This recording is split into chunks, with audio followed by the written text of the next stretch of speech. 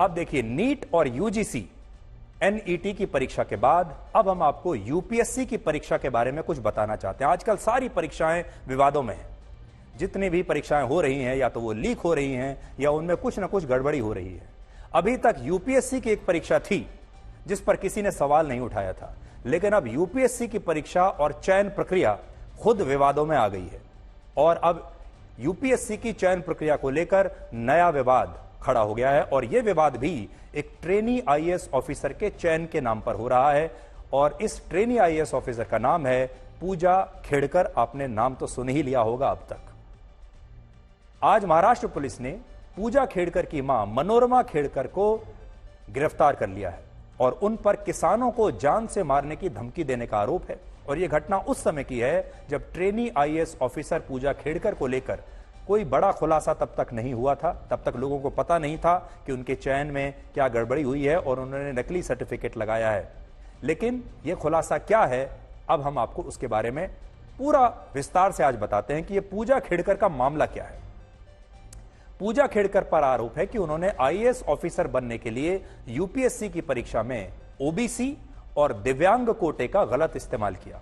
सबसे पहले पूजा खेड़कर तब विवादों में आई जब उन्होंने अपनी ऑडी कार पर लाल बत्ती लगवाई और आगे महाराष्ट्र सरकार का साइन बोर्ड भी नंबर प्लेट पर के पास उन्होंने लगवा लिया, जो कि गैर कानूनी है।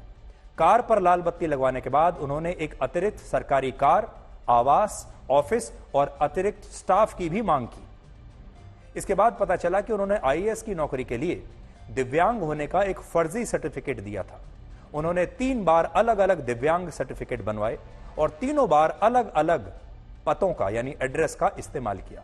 और दिव्यांगों के लिए जो अलग कोटा होता है सरकारी नौकरियों में और यूपीएससी में, उस कोटे का दुरुपयोग करके वो आईएएस अधिकारी बन गई।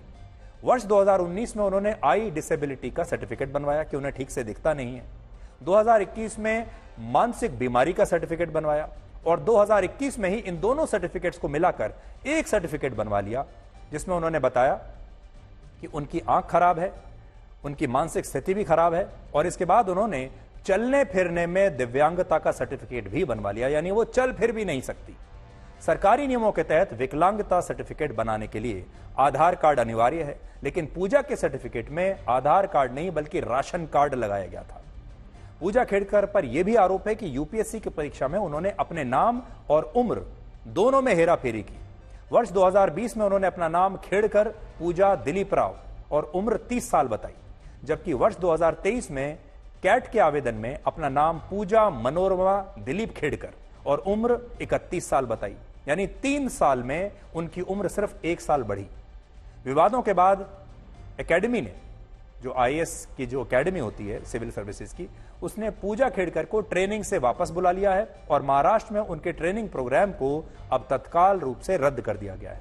इससे पहले पूजा खेड़कर महाराष्ट्र के वाशिम जिले में असिस्टेंट कलेक्टर के तौर पर नौकरी कर रही थी, लेकिन एकेडमी जाने से पहले उन्होंने पुणे के कलेक्टर के खिलाफ यौन उत्पीड़न का केस कर दिया और मुख्य सचिव को भी उन्होंने चिट्ठी लिख दी। इससे पहले केंद्र सरकार ने भी एक सदस्य वाली कमेटी का गठन करते हुए पूजा खेड़कर पर जांच बैठा दी।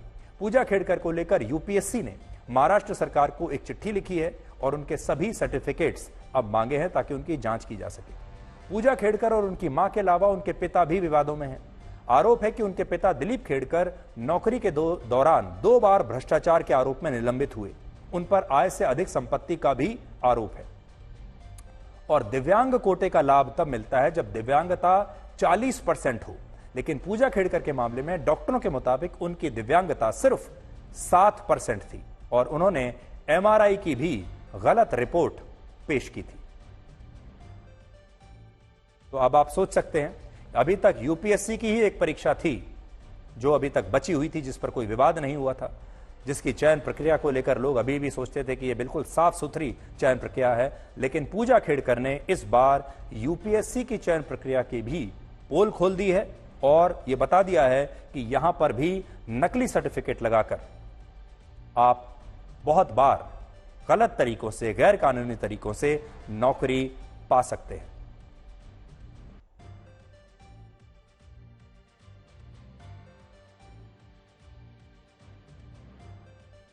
और एक चीज मैं यहां पर आपको स्पष्ट कर दूं कि जो पूजा खेड़कर ने जो आरोप लगाया था वो यौन उत्पीड़न का नहीं बल्कि सिर्फ उत्पीड़न का उन्होंने आरोप लगाया था। उन्होंने उत्पीड़न का केस दर्ज किया है और मुख्य सचिव को भी दफ्तर में उत्पीड़न के बारे में चिट्ठी लिखी है और शिकायत उन्होंने की है।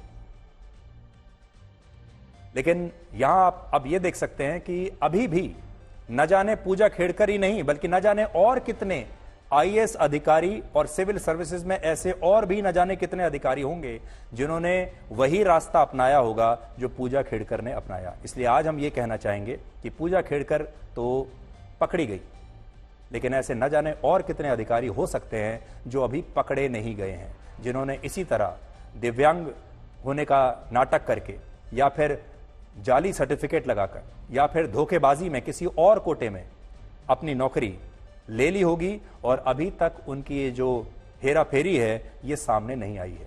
इसलिए अब यूपीएससी को भी और सरकार को भी एक नई तरह की जांच करनी चाहिए जिसमें ऐसे तमाम अफसरों की जांच हो।